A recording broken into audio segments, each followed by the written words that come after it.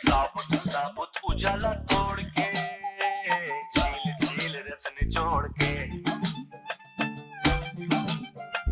साबुत साबुत उजाला तोड़ के झील झील रस निचोड़ के झोंक लगा रोशनी का चमका मुस्कान जगमग जहान चमका मुस्कान जगमग जहान चमका मुस्कान very very very very very chunking gum very chunking gum very chunking gum very chunking gum sir very chunking gum very chunking gum very chunking gum wow साबुत साबुत साबुत उजाला तोड़ के झील झील झील रस निचोड़ के चमका चमका चमका चमका मुस्कान जगमग जगमग जगमग जगमग जहान चमका चमका चमका चमका मुस्कान जगमग जगमग जगमग जगमग जहान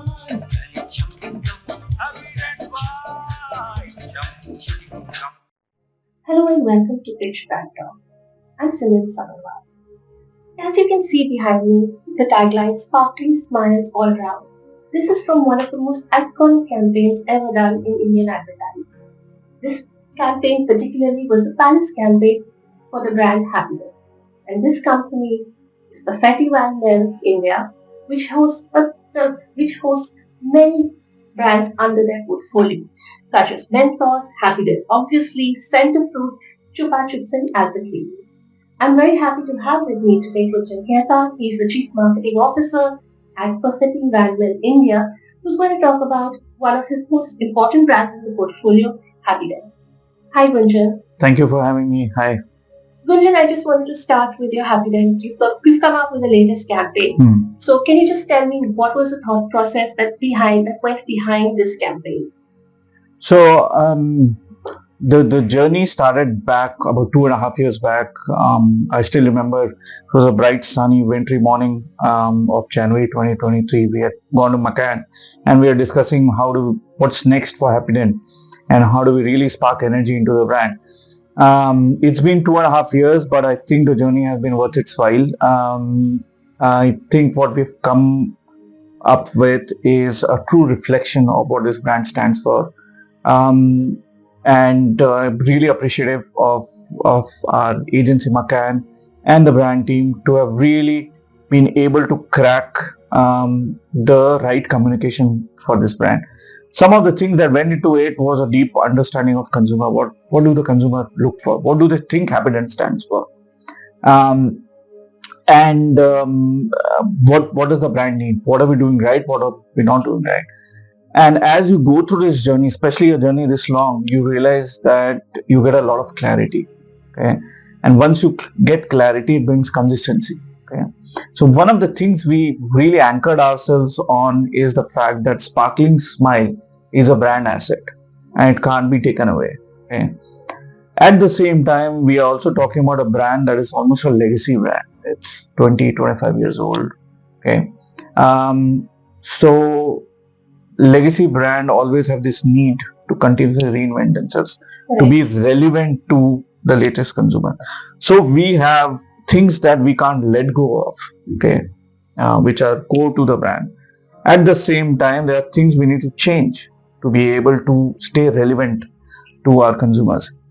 And having clarity on these two pieces was super important for us as well as for Muskaan, and that's how this campaign came through. We took the brand asset of Sparkling Smile, but we also understood that we have a certain purpose to deliver. We have a social responsibility. We understand this is a new India. This is an India that's conscious of doing better for itself and better for the society. And what is the role the brand can play in generating conversations and awareness on some of these issues which we control as individuals. And we brought these two together, and that's how this magic on screen happened. Obviously, this could have been done in many different ways. We chose the most magnanimous way to do this, thanks to the vision of Prasoon, who had picturized this in a very, very different way.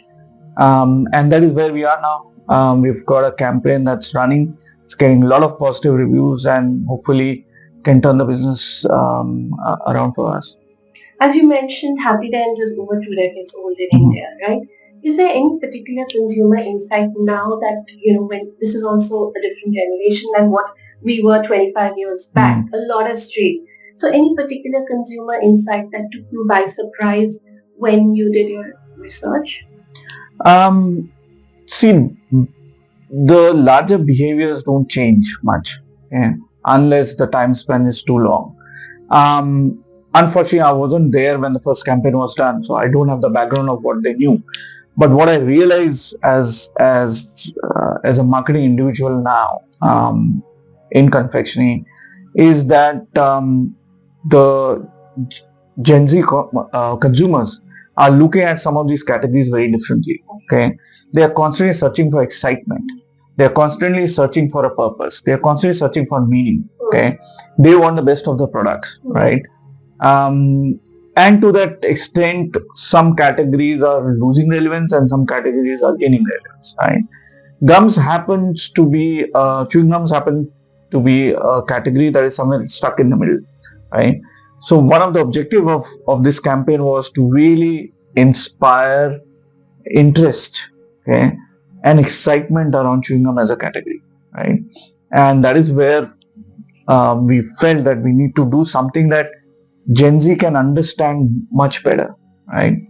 That kind of sticks to their values as a cohort, right? And that's why it was so important for us to take the sparkling smile, but add a social responsibility to it. And then hopefully this can really excite our core consumers. I'll just come back to the social responsibility bit. But you spoke about Gen Z. Let's also say add Gen Alpha, right? So you kind of tailored the campaign to target this particular cohort. But what was the challenge in kind of when you reshaped your brand experience while you're engaging with this particular cohort without, say, alienating your loyal consumers? Yeah. So honestly, we didn't tailor the campaign for Gen Z. We had an insight, and we felt that insight and the relevance of purpose and meaning, okay, is something that cuts across everyone. Yes, it's a bit more pronounced in millennials and Gen Z. But when I see a campaign that urges me or nudges me to throw garbage in a dustbin, I think a 60-year-old will also be excited about hearing that, right?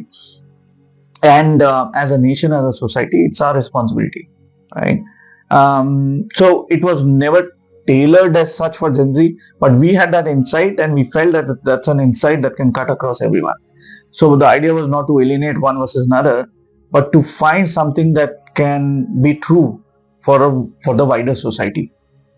A lot of research has shown that when it comes to Gen Zs, even millennials, they look to brands which kind of resonate with them, particularly when it comes to purpose. And you've used purpose to be a very core part of your communication. But the challenge with purpose is sometimes, does it really work? Does it just give you that, just put the spotlight on the campaign and doesn't generate profitability and you have a feel-good narrative only? So how do you, kind of balance both? And the second part of my question is, I was just recently seeing on the Khan campaign, it's a lot of purpose-led campaigns because people said these are all made for awards.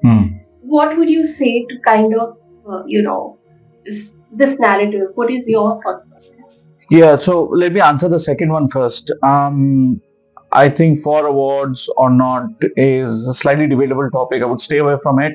But different organizations have different way to look at stuff. But my answer to the second one actually is my answer to the first one, which is how do we ensure that purpose leads to profitability, right? And what we do in Perfetti is that any purpose has to springboard from the product truth. Okay, And we have done in the last 8 months 3 campaigns, right, that are purely based on purpose from product, right?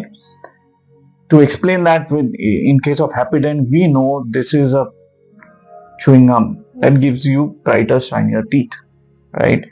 Um, so we take that as an idea, shinier teeth. We have a visual asset that was created 20 years back and that we have been consistent with, which is these teeth and throw light.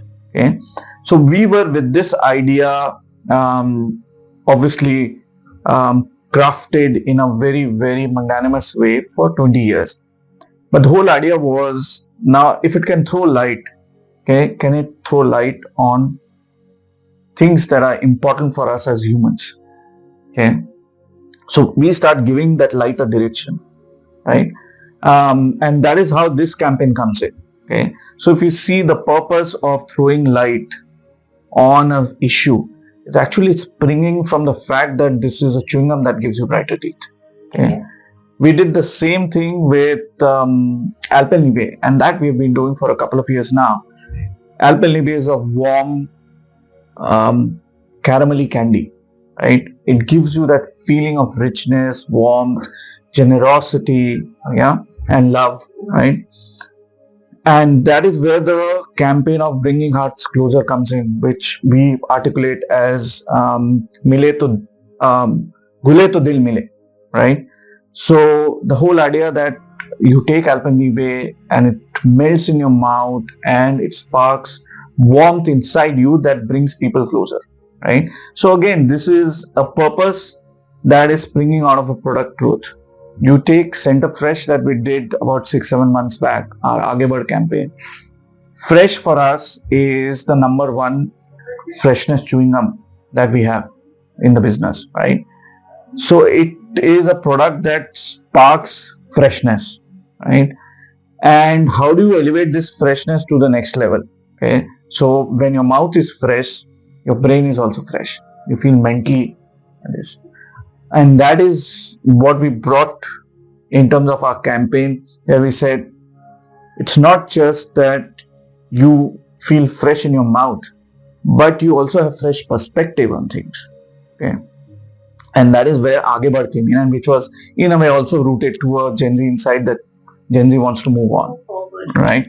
So if you see, there are 3 examples of purpose coming from product, and if I can have a simple ladder between product and purpose, people will get it. And the moment they get it, they'll buy the product for the meaning of the product, not for the form of the product. And that will drive profitability for us. What would make you happy when you're done with this campaign? What kind of metrics will make you happy, say, in terms of brand recall or uptick in brand salience? What would make you happy? See, there are 2 sets of metrics that would make me happy. One is the business metric.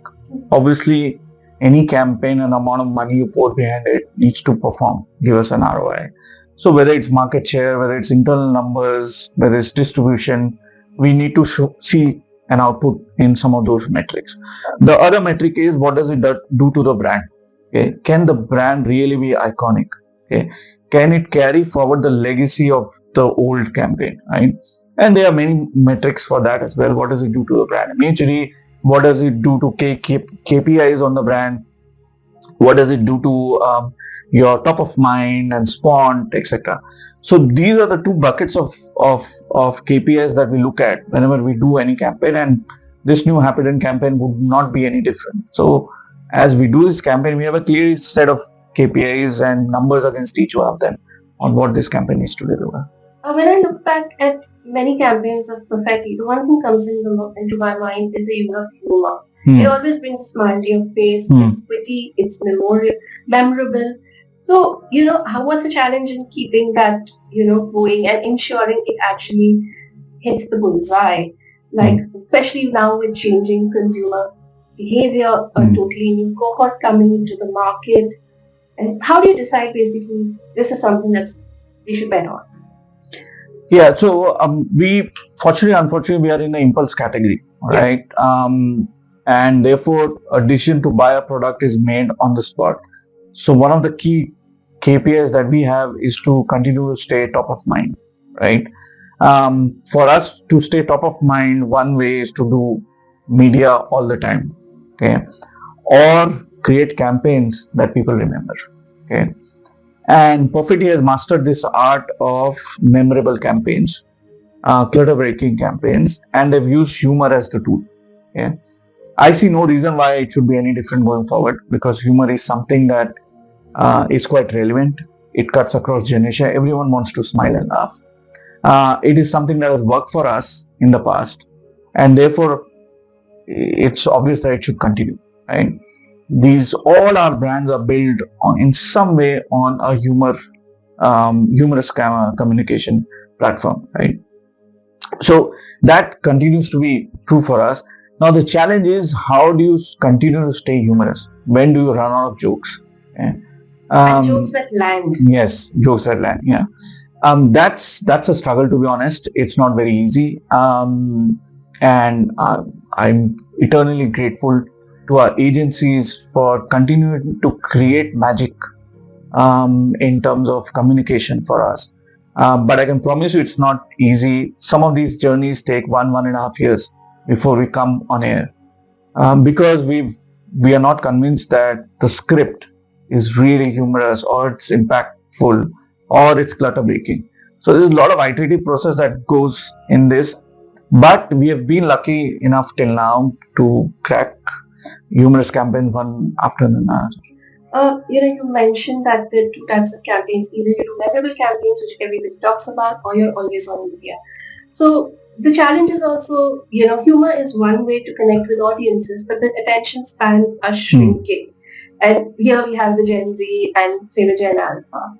So how do you what do you do to kind of build and then sustain the brand longevity in this particular very cluttered confectionery segment? Yeah, it's a challenge not just for us, it's a challenge for everyone. It's the media landscape has changed. As marketing leaders, what we need to do is to ensure that you can stay consistent with what your brand stands for, okay, and find new and different ways of telling the story of your brand, okay. Obviously, I have great creative partners, okay, who are truly partners in this journey on the brand. They understand you, they understand your brand, okay. That's the other piece. And third, use media to your advantage, okay. Which platform to be present in with which medium, okay, is also important. So a 30-second copy can work on TV, but maybe for YouTube, I need a 15-seconder. But maybe for Instagram, I don't need the same advertising. I need to create something specific, okay, but within the same idea, okay. The execution needs to be different. The execution maybe is influencer-led, okay. So you have to figure out the medium, the requirements of the medium, the requirements of the media, and the requirements of the brand, and see how all these three come together to kind of navigate this challenge. I can promise you that we haven't mastered this, but we try our best, and we've been reasonably successful in doing it. You mentioned media channels. So how has your marketing budget evolved in terms of media allocation of your budget?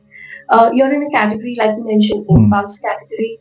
And there's one thing which has really changed in the last 5 years is the growth of quick commerce. And with that, a lot of spends is now getting directed towards retail media. So in this entire mix and the changes which has happened, because when 5-10 years back, Instagram wasn't that big. So how has your media plan kind of evolved in recent past 2-3 years? Yeah, so the answer to that is essentially rooted in how is our business split, right? Our business is still general trade heavy business, okay, and to a certain extent modern trade. E-commerce is not that big because essentially we are in the business of selling small ticket price products, right? And that is something that's not conducive to e-commerce. E-commerce survives on big bulky packs, right, and high ticket items, right? So there's always this challenge of the requirements of the platform and what your portfolio can deliver, right? So to that extent we are constantly balancing this clash of interest, and that's why e-commerce is not yet as big for us as it would be for, say, luxury brands or personal care, or even home care, right? So with that as a context, therefore, our spends on performance marketing, say quick commerce or marketplaces, is significantly limited. Okay, whereas most of our spends actually go in brand building. Okay, and we have to believe that the brand building that we do relates to offtakes, irrespective of which channel that happens, right? So, in a nutshell, our quick commerce presence as well as spend is limited as part of the portfolio, but at the same time growing very fast. Just a word on the rest of the products in the category that the rest of the products are in the portfolio, be it Mentos or Center Fresh, Chupa Chups, Alpenlibe. What's happening on that front? Just briefly. Yeah, so we believe in something called active portfolio management, which is essentially trying to figure out where does growth and profitability sit, and therefore what strategic choices do you need to make in portfolio. So there's some brands and some categories which clearly stand out, okay, and we try and invest behind them. There are some categories where we try and optimize our spends. So most of these brands are either in this bucket or that bucket, right? So in terms of some of the brands like Mentos, we started advertising after almost 8 years on Mentos. And for us, since we started advertising, we are seeing returns. Fruit Fresh continue to be big bets for us. Happydent, you've seen the kind of advertising we are doing and the kind of money we are putting behind. There are a lot of indulgence products like Chupa Chups and Alpenlibe. So some of these brands are also critical, or pockets of these brands which are critical for us to sustain and drive growth.